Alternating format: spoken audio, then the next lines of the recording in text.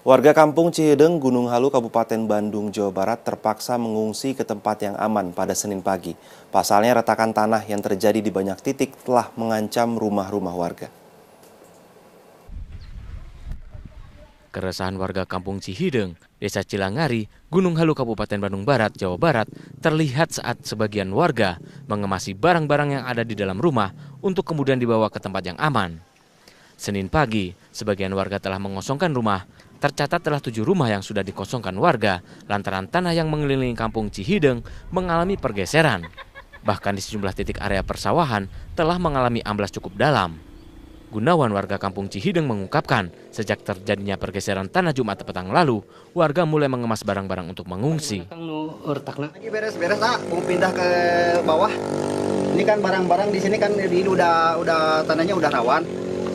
Kalau ada hujan lagi lah geser tanahnya gitu. Nah, nggak tahu kalau keadaannya masih hujan besar, nanti tanahnya amblas gitu. Nggak tahu pindah kapan ke sini, nggak tahu pindah dari sini. Gitu. Menurut data yang dihimpun, ada sekitar 600 kepala keluarga yang terancam oleh pergerakan tanah. Pergeseran tanah juga telah menyebabkan banyak persawahan yang amblas dan memutuskan jalur alternatif penghubung Kabupaten Bandung Barat dan Cianjur Selatan. Tresna Pamungkas, Kabupaten Bandung Barat.